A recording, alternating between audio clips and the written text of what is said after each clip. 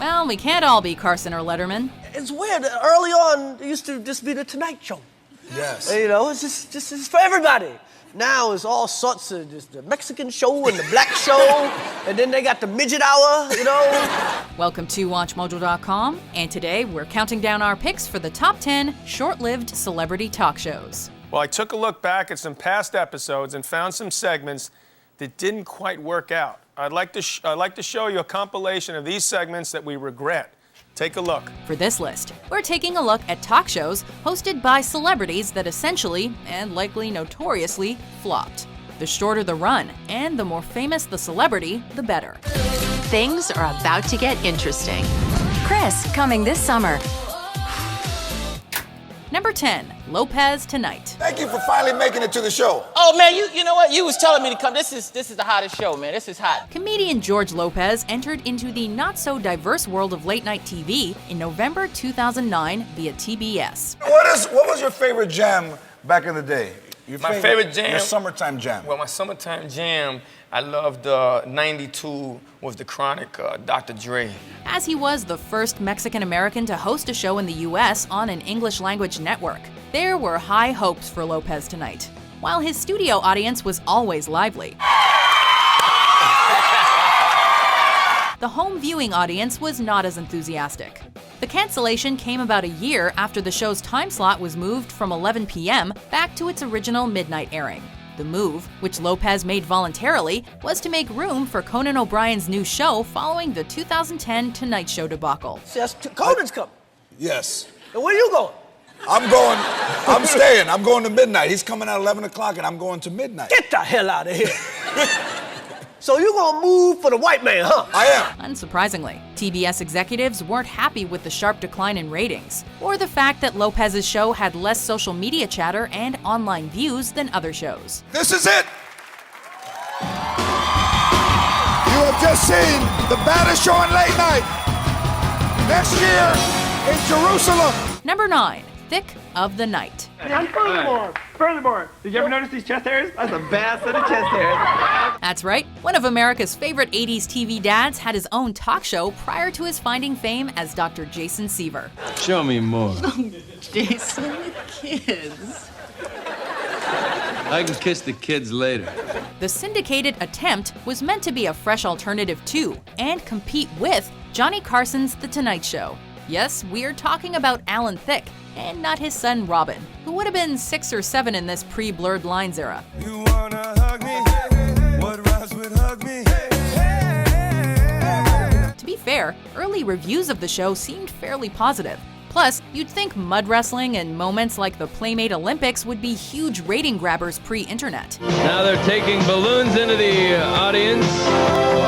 This is what they do in the Playmate playoffs. But the show's ratings continued to drop despite cast changes, and Thicke of the Night was canceled after its first season. What do they eat for breakfast? Does their mother know where they are? The answer to these and other questions coming right up. Number 8, The Wanda Sykes Show.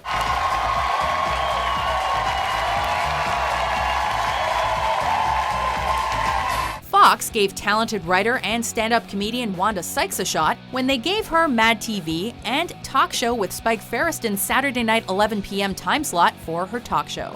Well, they did for 21 episodes anyway. Her show's format was similar to Bill Maher's Real Time: monologue, sketches, and a guest panel discussion, except with booze. Yep, the guests were allowed to drink. Toast to the boogie, Bob. Toast to the boogie. If this had led to some drunken celebrity on-air mishaps, maybe the ratings would have fared better. But then again, if an awkward skit about environmentally friendly sex toys won't bring people in, what will? My wife likes to role play, but I got a short attention span, so I forget who I am. Unfortunately, or fortunately, depending on your point of view, we'll never know, as the show was halted after season 1. Miss Sykes! Miss Sykes! I'll always be here. Number 7, Brand X with Russell Brand. That's not a very flattering photograph. That's the face you made. You made the face. I made the face, I pays the price. Between 2012 and 2013, English comedian and actor Russell Brand tried his hand at American late-night TV for 26 episodes on FX. Also, another sex tip, don't ignore the bumhole. Get right in there as well. His bombastic personality was allowed to riff unfiltered on current events, politics, and pop culture. Unfortunately, his riffing ability may have been overvalued by everyone involved. I like that you look like a lion man. Yeah. You gorgeous. Critics believed they were watching a televised open mic night with little funny to be found. This is live, this is happening now. In my head, it's live. This is live being broadcast to your mind. By the second season, changes had been made to the supporting cast as well as to the show structure, extending it to 60 minutes and airing it live. This ultimately didn't work for FX either, as they opted not to order a third season. Stop upsetting my mates. They're trying their best to be homophobic over here. Number 6, McEnroe. Answer my question! The question, jerk! Jon McEnroe is known for his incredible skill as a professional tennis player, as well as his trademark hot temper on the court. His talk show, however, was barely known at all, with few people even being aware of its short-lived existence. It's great to see you guys, but listen, I got a show to start. You think we can start that show? You cannot be serious! Reportedly, McEnroe achieved not once, but twice a 0.0 Nielsen rating. What is that bullshit sandwich spread you have in there? Well, watch your language. I mean, I'll watch my language when I get the kind of treatment I'm entitled to. Despite getting a few big-name guests, the show didn't even make it to the end of the calendar year. At least McEnroe's wife, Patti Smith, was kind enough to sing the theme song. Father, I'm a brother, I'm a fighter and a lover, and I'm saying what I mean, and I'm meaning what I say about what's going on. Number 5, Alps Hit talk show. I said no soda pop. It's not soda pop, it's beer. You're about out of course. It only took 14 years of Alf being off the air for TV Land to give the universe's most famous Melmacian his own talk show. Thank you. Wow. You guys are great. I haven't had this many people screaming at me since I cut off that bus full of nuns on the freeway. Too bad putting hit in the title didn't fool the audience. And me, I'm Ed McMahon. And now, here's Alf. Though it perhaps fooled an 81-year-old Ed McMahon into playing sidekick, as he agreed to make conversation with yet another former NBC cash cow. The weekly 30-minute talk show had skits and guests like any similar series. You know, are you subscribe to that philosophy, live fast, die young, and be an out-of-shape corpse? Viewer bewilderment may have stemmed from the fact that it was hosted by a frickin' alien puppet that hadn't been popular since the 80s. Oh, I've learned my lesson. It may have only lasted 7 episodes, but it can't be denied that Alps Hit talk show certainly holds a place in television history, even if it's for being one of the greatest talk show flops ever. For instance, this show here, things were a little weird. I found out that the bathroom attendant working backstage is actually the show's executive producer. Number 4, The Jon Stewart Show. Warning, this product contains small parts, which may be a choking hazard. So I want to see what they're talking about on this thing. This entry stands out because the host actually became far more famous after his initial talk show went off the air. Hey, listen, can you stick around for a little bit? Because we gotta go to commercial. Well, we're gonna have all right. more with Conan. Then in his early 30s and suitless, Jon Stewart, who was originally a contender to take Letterman's NBC spot in the early 1990s, got his own half-hour talk show on MTV instead. Initially, it was a top-rating success for the network, second only to Beavis and Butthead. Wonder what that feels like. Kids, in the 90s, everything was second to Beavis and Butthead. After Paramount canceled Arsenio Hall's original talk show, the studio extended Stewart's show to an hour and put it in Arsenio's spot. Though this move proved fatal, we hear Stewart later found work elsewhere. Just nod your head and say the Ramaki is delicious. That's all you gotta do. Number 3, The Magic Hour. And the Lakers are running. Here comes Johnson all the way. Irvin Magic Johnson. He may be a legend on the court, but he was a disappearing act for late-night viewers. The reasoning for greenlighting a talk show hosted by a man with no experience in show business, other than his owning a movie theater chain, was never clear. You gonna, stick with this gig, or are you going back to ball? What are you doing?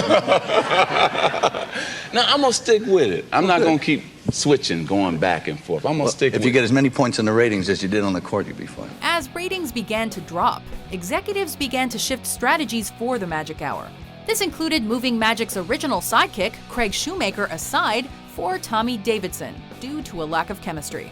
It probably also had to do with the fact that Shoemaker stated the show was, quote, an absolute nightmare. Because this is the first time you probably haven't dated a famous guy. That is not true. I make them famous. Other people in the biz, like Howard Stern, echoed similar sentiments. The show needs some work. It does need some work. And despite Stern's controversial and attention-grabbing appearance on Johnson's show, the Magic Hour would see its demise shortly thereafter. Well, you know she can't rip off her top. She can rip off her top. She used to be with Prince. He was ripping her top off every night. Number 2, The Pat Sajak Show. Because I've been doing the show about 7 years now, and this is my last daytime Wheel of Fortune, but I will continue to be on the nighttime show, and I know we'll be seeing a lot of you there. Okay, 5 words, 18 letters. We'd like to solve, Pat.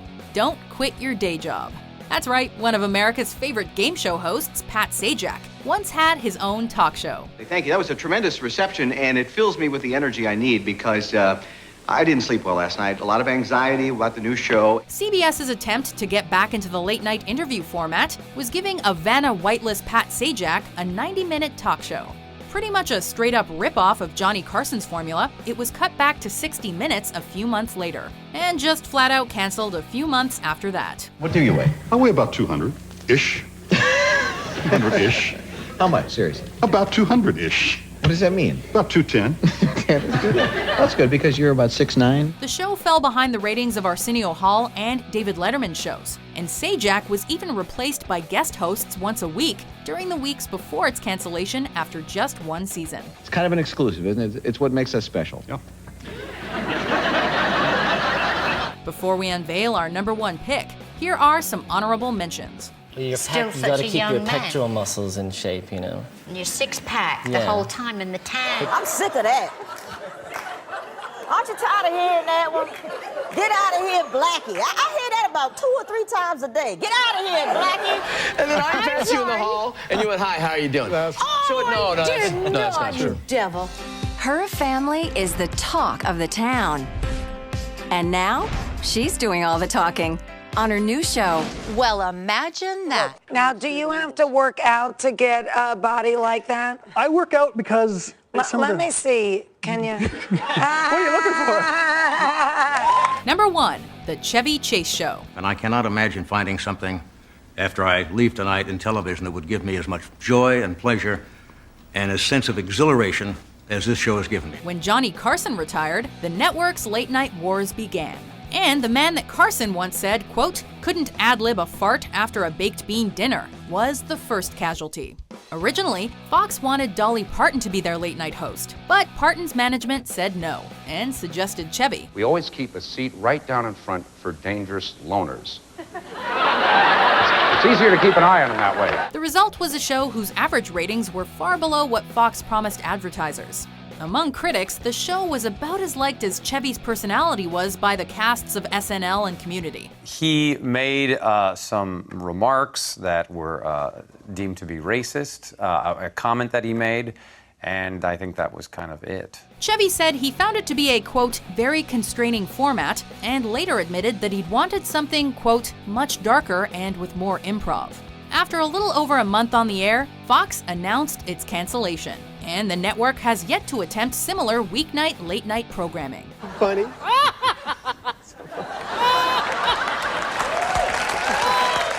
It's so funny. Do you agree with our list? What's your pick for a short-lived celebrity talk show? That's a different fantasy. Tell me about it. For more timeless top 10s published every day, be sure to subscribe to WatchMojo.com. When we come back, my hour-long sit-down with Lou Ferrigno.